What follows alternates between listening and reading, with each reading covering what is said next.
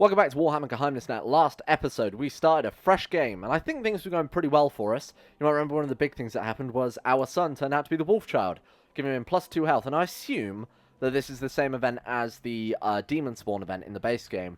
But seeing as we've already got access to demons and magic, I'm not sure how relevant it's going to be. I guess we'll wait and see. Obviously, I'd like him to be our heir, because he's pretty good. So, what has happened? Well, you guys voted on the house name, and House Everfire won pretty handily, actually. I had the most votes out of all the houses suggested. So we had some really good idea. I especially liked House Elfgut, which is Elf Boy. I think that one would have been really cool, but I am going to name the next son or child we have that, just in case they end up being our heir, because that's a nice callback to the original series I did. Whilst I was setting everything up, and just making sure it wasn't going to crash on me again, a tradesman comes to see me one afternoon. He explains that he's devised a plan to bring in exotic goods by setting up a trade route. So we got the trade expedition event from the business focus. So I figured this is a pretty great way to start. Let's organize an expedition. And I'm going to hire a crew of bandits to steal the ship because I'm cheap.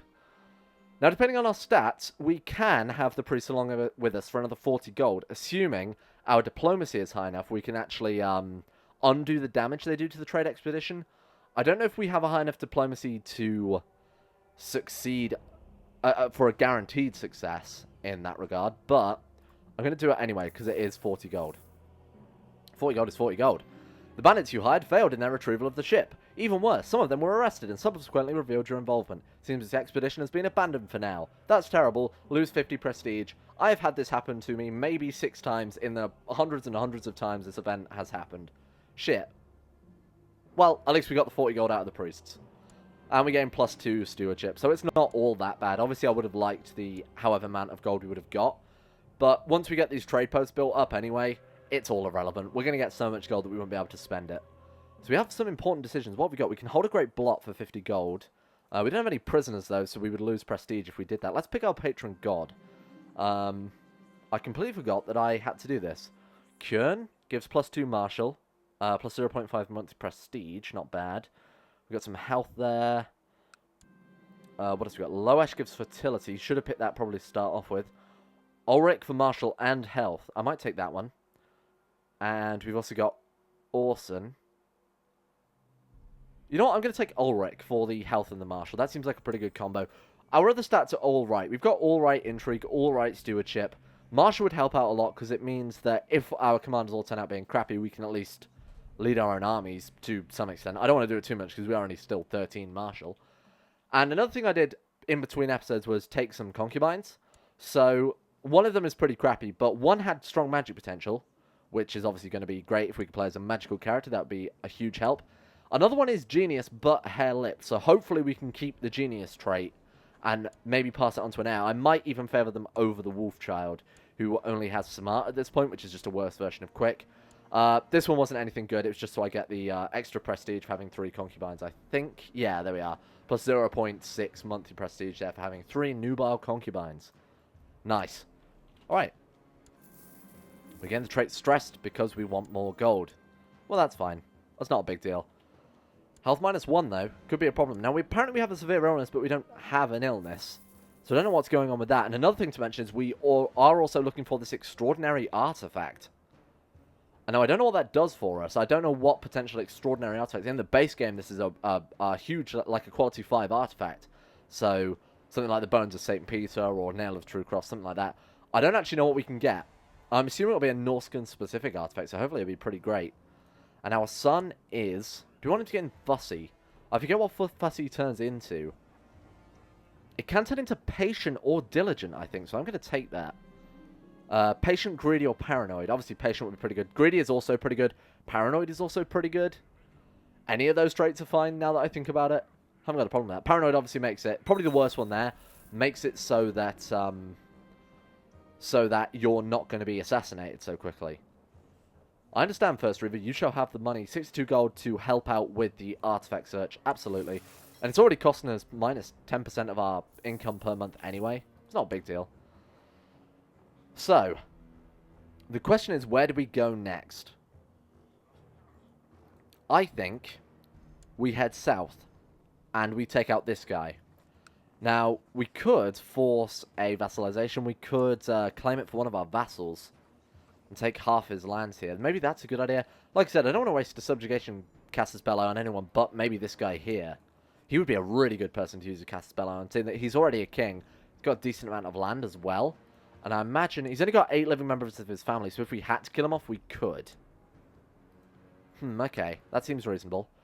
Now, I did want to try and take out these provinces, but unfortunately their capital is in Britannia, which would mean we'd need to send boats over. Also got pretty well-defended forts, obviously. What's the fort level of that province? Am I blind? No, there is 4.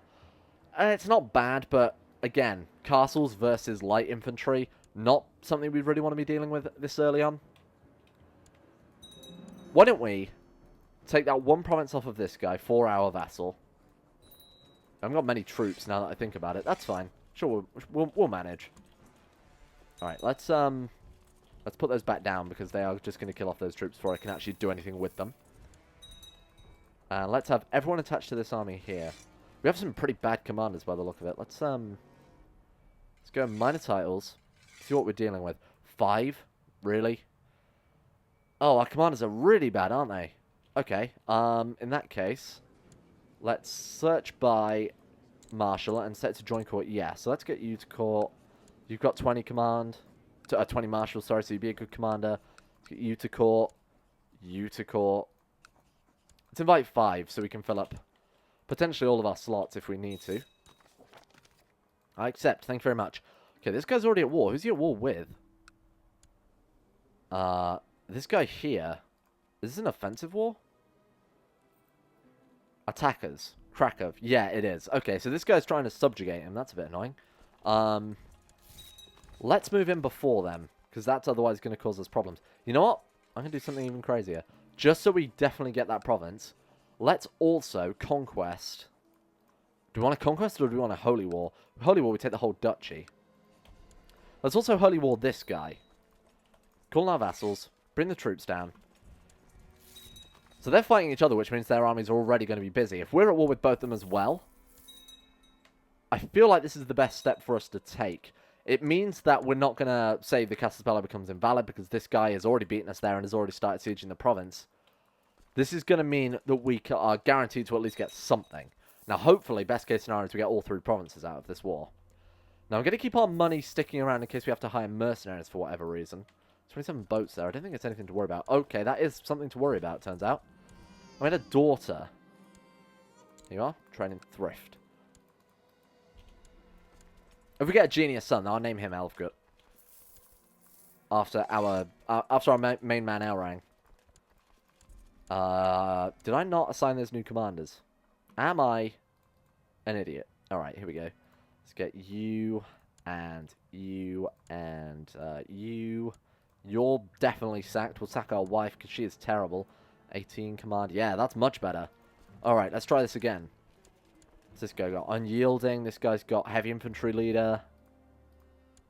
That's pretty good. Alright, we'll have these guys lead an attack against this army here. 13% war score. I'll take it. And let's get everyone to attach. We'll just leave one large army for now. So we'll siege this. Take this out. Hopefully that'll be enough to win the war because it's his capital and it's one province with 2 holdings. That's a pretty good... We might even want to make this our capital. 4 holdings. Or 4 holding slots, I should say. Now, hopefully, no one else declares war on us while we're distracted in this double war. This guy's offering us a eunuch. He's pretty good. He's got good good diplomacy there, so I'll take that. And this is exactly what I was worried about. Those guys have already sieged that province before we could get there. So now we want to, while they've done the hard work for us, let's put you on that flank. We'll assault this down. We could assault this one as well, seeing... Ooh, that's risky. Damn, I thought we'd do a lot. Should have cancelled that. Never mind. Alright, some tech points. I'll take that. And is this guy going to surrender, or is he going to make us... Yes. Alright. There we go. And that's that problem solved. Now, we are going to need some boats to obviously attack this guy. His capital is in Bretonia. But I want to make it so that we can take these provinces before Bretonia either subjugates or forces vassalization on these guys. Otherwise, that means Bretonia takes these provinces as well. And I don't want to go to war over Bretonia for a couple of pretty crappy provinces. It's not worth that much effort and that much warfare. Okay, our vassal is losing us some battles over there. As you do. Alright, 19%.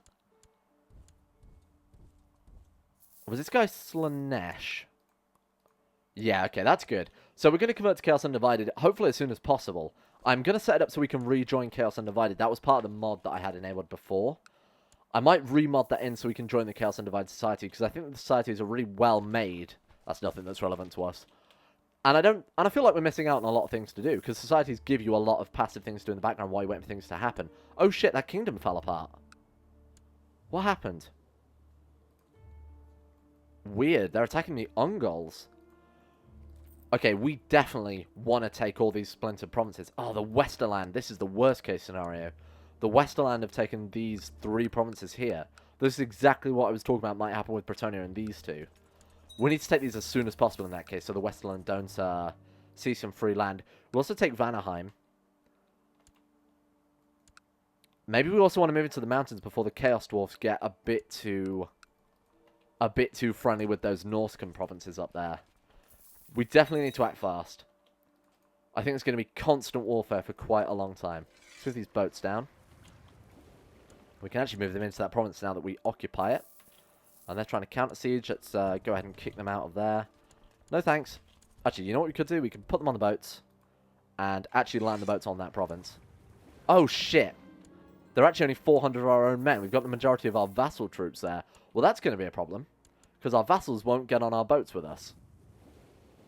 We might have to hire some mercenaries just to go and siege down his capital in Bretonnia. Unless I give the order for them to siege the capital, they might... The AI might wake up and send some boats that way. Let's try it. This province here, I'd really like that one sieged if you guys can do that. I actually don't think they've got any boats. That's probably the main issue. Those guys are hosts, so we don't have to worry about that. Yeah, we're going to have to hire some mercenaries, and hopefully our vassals make their own way over there. Let's have a look. It's total strength. We don't want to hire that many men. 18 gold per month, monthly cost. Excuse me? Why? Oh, because they're all pikemen. Well, we don't need to siege, so I don't need to worry about that too much. Alright, let's move these guys into the water. Just because it'll speed up trying to move 2 different armies onto boats here. Alright. How long are you guys going to take? And that should hopefully keep us in the positive. Yeah, we're just about staying in the positive. We can put down the boats when we get there as well and have occupied the main province. Okay, we'll put Paul on that one. Belkuf on that one. Let's go, pals. And who's that? They're sending boats over to us. Not a big deal. We've still got our vassals holding the fort, seeing as they can't do anything else at all. I've got no men here. That was the ideal scenario. Seeing as these guys are just light infantry. And they are at war with... Oh, they're at war with Bretonnia as well. Alright, well, let's take their capital then before someone else does. Go for my court position at once. I think once we siege down this province here, we should be done. Let's send the boats back. They're just mercenaries and 400 Iron Men. I don't mind disbanding them in Bretonnia at that point. Just to save ourselves some money where we can. Fleet upkeep is still really expensive at this stage of the game. Alright. Now we play the waiting game. So while we're waiting for that to tick, why don't we try and commission a magical item? Let's see here. Does anyone have decent magic? You have decent magic potential. I'd like you to craft me the Sword of Resolute Action. Okay, I remember this crafting menu is incredibly broken and very much doesn't necessarily do what you want it to do. So let's have him craft, because we want a Sword of Destruction, because that's much, much better, but we have to commission that, which costs a lot of gold. So we'll have to save up for that at some stage later. Let's go for armor crafting.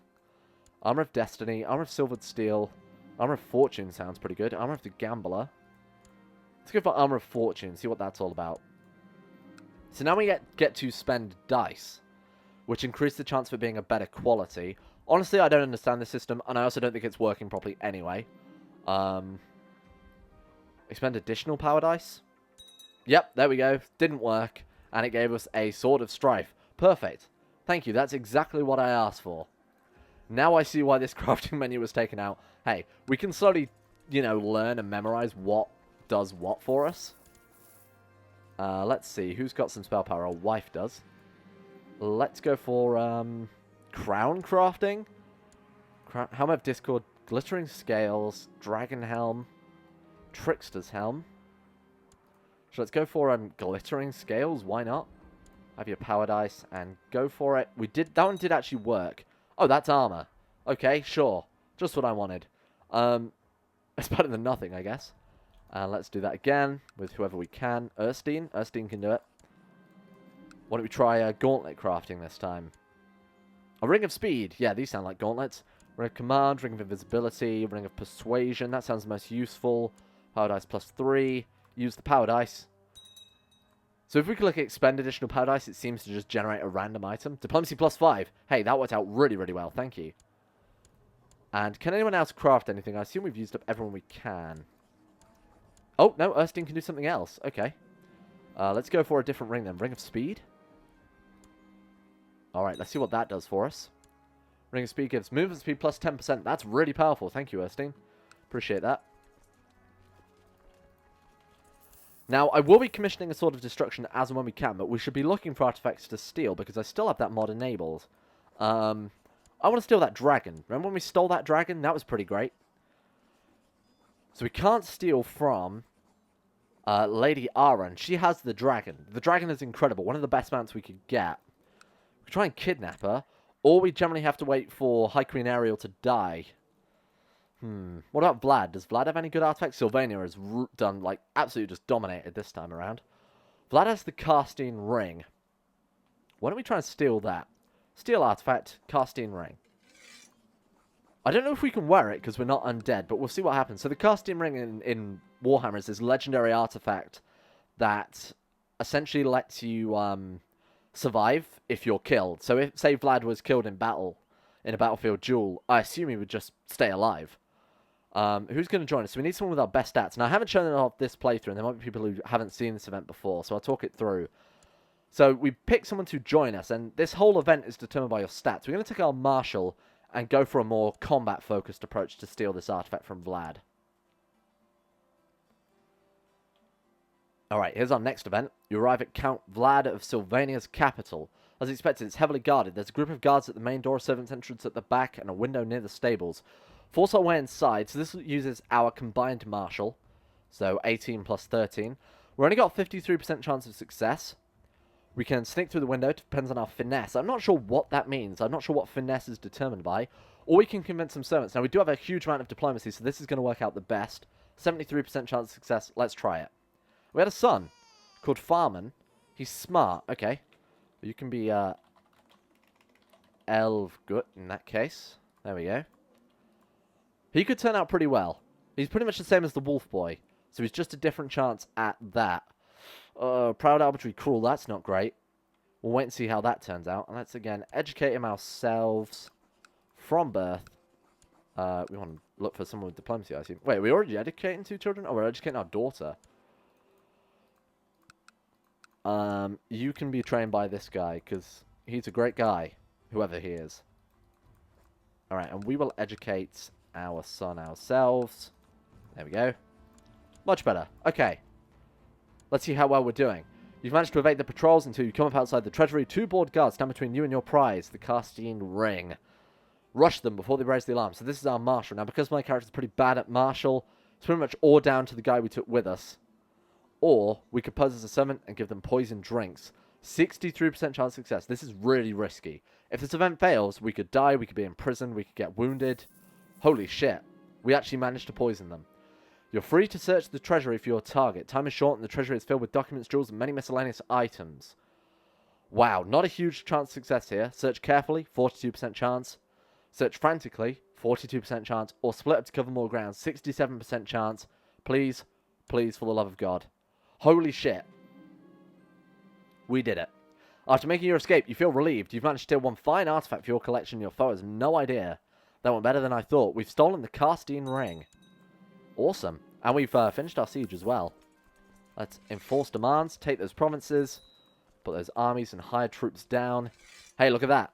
That's pretty contiguous. We pretty much immediately want to start declaring war, like I said, on these sub-provinces here before they're swallowed up and subjugated by either the Westland or other provinces. We probably want to take out Vanaheim. Do we have a de jure claim on them? We could just subjugate them. Oh, shit, their capital's over in the Westerland again. Is it worth using our subjugation on them? Well, actually, they have a lot more land. The only issue with subjugating them is, like I said, we would gain these Westland provinces and be a big target for Empress Margarita here. Let's take a look at the Castine Ring. Can we equip it? We can. Wow. Moral defense, moral damage plus 30%, 30%. That's great. So in lore, actually, the Castine Ring was stolen by a random thief. I think we've just made that come true. Awesome. Great. I'm really happy with that. That went really well. Let's take out this guy. And let's, what can we do? We can force vassalization on him. What does that cost us? We lose 250 prestige. If we win, we gain back 100 prestige and he becomes our vassal. Can we force vassalize this guy? No, because I assume he's a larger... Yeah, we need 1,000 prestige because he's a duke. I don't want to use subjugation against someone so small. I feel like that's a waste of time.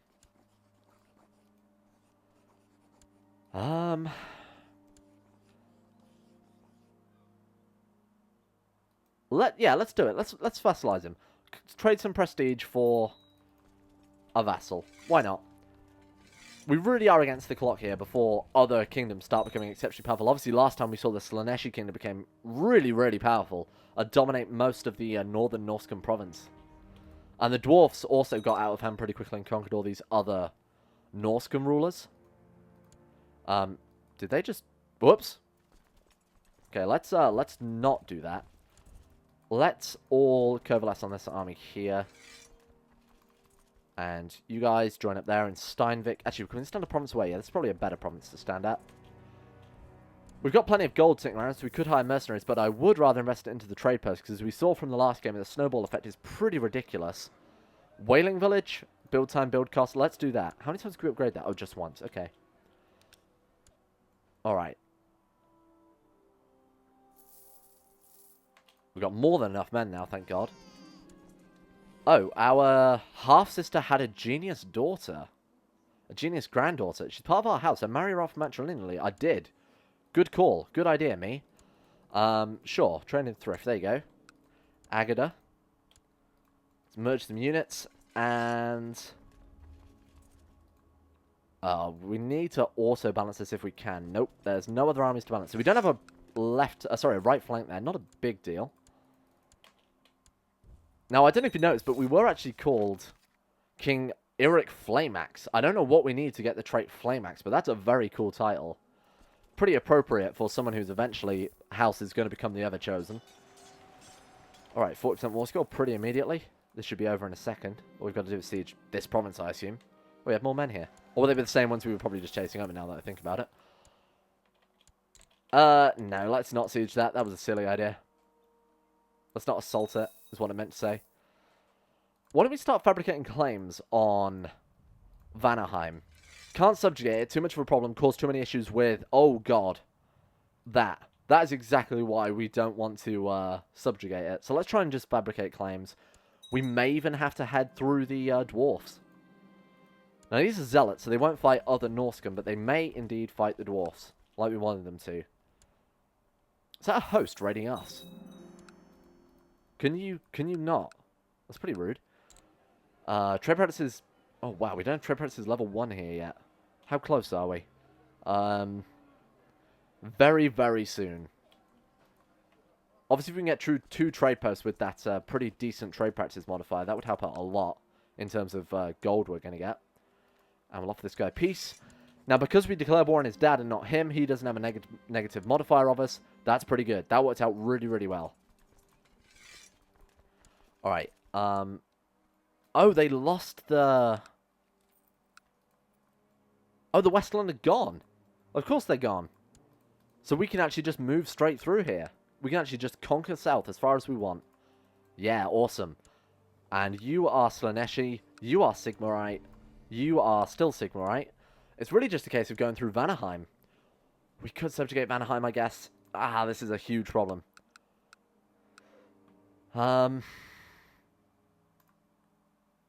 Is there a land border between that? No, that counts as a river crossing. There's no border between these 2 provinces, which means to move into there, we would have to go through Vanaheim. We would have to conquest them somehow.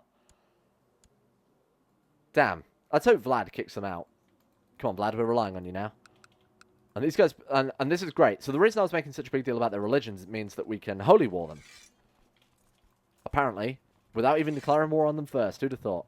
Let's do that. So, holy war you. We can also conquest them because they are different religions, which might be a better idea, seeing as we've got 2 different Sigmarites. Why don't we do this? You know what? This is lazy, but it's probably worth it. And let's conquest all of you guys in one fell swoop. We will raise our troops, call in our allies, and also probably gonna say, let's raise some mercs as well. Now this should be over in no time at all, because essentially we're just walking in a straight line, so this shouldn't be a difficult war. Now the problem is, we may face, say, these guys over here may realize we're in lots of wars and declare war. The dwarfs may realize we're quite busy and declare war. I don't think it'll happen, but it's a possibility. So the king of this guy here, wants to try and form an alliance with us. Understandable, seeing how weak he is, but he is also on the chopping block. Oh, sweet. Another chance to organize an expedition. Let's do it. Do you want to hire a crew of bandits to steal the ship? Yeah, you know what? What's the chance of it happening twice in a row? Be an honor to have you with us. Let's gain that 79 gold. Help pay off some of these mercenary costs we've acquired. Another smart son. The eugenics game is working really well. Wolfchild. Loads of other smart children. Got a lot of men here. I probably didn't need to hire those mercenaries in hindsight. Alright, let's do it.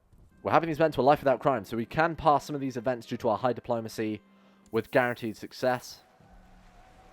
That basically, because that event just meant we didn't lose prestige. I don't mind talking through some of these events a bit more. I just assume people will have seen them by now, as they are base game events. So we're going to visit King Lagnus, a dwarf king. We're going to buy him a dozen tough warriors. Gives us the most chance of success. And if we apologize on behalf of our vassal here, it's going to increase our success. If you've got high learning, you can basically say he's showing us accordance he's performing in accordance with his religion, which is a guaranteed success. But that's sort of like the second best option you can choose. Now, this is the downside to bringing the priests with you. They give you gold up front, but they also start arguing with the dwarfs about who the true gods are. We need to say this will be stopped. And we actually got the best outcome, a friend and a profitable agreement. Nice. And let's see how much gold we're going to make out of this. 500 gold, 150 prestige. We're getting lots of taxes and plus 10 city vassal opinion. Not relevant to us because we don't have any city vassals. But the taxes are awesome. I do want the trait greedy, and I'm not going to give him the gold because we do probably want it to buy armaments from the Chaos Dwarfs. Let's not do that. I can be more patient than that. Let's be honest with ourselves. Alright, we'll move you across. Actually, let's move both of you up at the same time. Going for peace with you, absolutely. And we died? Holy shit. Often remarked on the need to tax people into space. A wicked man, Elric will surely pay for his sins in the afterlife. We died of stress. And we're now playing as King Thorfast. He is terrible. Alright, business focus for you as well. Holy shit, so where's the wolf child gone? Because he is absolutely who we want to play as. He was our uncle? Our cousin, then. Shit, he inherited some land as well. That's pretty annoying that we've just accidentally split the kingdom. Smart use special interest. We need to give you a guardian. Pretty post-haste. Where is that option? We can't. Because he is landed. He's a landed vassal. Ah, shit. I hope he doesn't come out badly. Well, we'll wait and see. 10 gold to try and get some improvements to our physician. Why not? Well, the good thing is we've inherited wars that we're going to win, which is going to give us a vassal opinion and prestige when we win them. Plus some piety, because I think conquests do give piety when you succeed. I must shape them up before I die. So our half-brother is next in line. He's terrible. Let's try and get rid of him. And we're going to offer this guy some patronage again to try and get him to be a better physician. Oh, shit. That's not good. I didn't really want succession problems this early on. I was kind of not expecting old Fiery Axe or Flame Axe or whatever to die so suddenly. Yeah, King Elric Flame Axe. Wait, was he 63? Oh, he was 36? Come on. What's wrong with you? Pathetic. Okay, we need to marry someone then. We could marry the old wife of the guy that died. Anyone with magic potential, ideally. She's strong magic potential. We'll take his old concubine instead. Why not? We'll take you. Oh, that was his wife as a concubine. Ulfhide? Genius. Yeah, we'll take her. Okay. Gotta make some pretty decent decisions here. We've got to be careful this early on. Oh, no. The assaults, they're just not going as well as I wanted. They are all light infantry, to be fair, so that's my own mistake. And we will take that title. Thank you very much. Let's try and get these wars wrapped up before the end of this episode, if we can. Already in a battle, if we reinforce that, that's pretty ideal. Yeah, this will be over in no time. Let's get everyone to attach. Alright. The question is, can we commission more magical items? Let's equip the casting ring rather than the ring of speed. I feel like that's a good idea. Let's have you groom an heir. It's probably a good idea. Can we genuinely not assign him? I wasn't just being blind there. I definitely can't assign the wolf child a guardian, can I? Assign guardian. We can become his guardian, but that would educate him in diplomacy, which I really don't want. You know what? Let's sort that out next time. That's something for the future. Not a big deal right now. Alright, war's over. Oh, wow. Has he got a second? Oh, he's got a second. We can siege that down. No problem. Alright. Done. We got a huge amount of land this episode. I think we did pretty well. We've got to sort out some succession problems, but besides that, not a big deal. I might leave those mercs up because I've just realised we've missed... Oh, right. That's under him. Okay, not a problem. Well, next time we'll go for this dude then. We'll leave the mercenaries up and ready to go to war. Thank you for watching. Leave me some suggestions in the comments. And give me some hints. I could do with some more information on how some of these things work. Particularly, I want to know if we can fix this Gavelkind issue that we've got going on right now. Because elective is one thing. Gavelkind would be, like, true Gavelkind would be a lot better. Because then we've only got to worry about our direct children. This guy was the, he was the wolf child, wasn't he? Let's try and nominate him. I'll try and set up plots to kill everyone else off. In the meantime, leave me your feedback.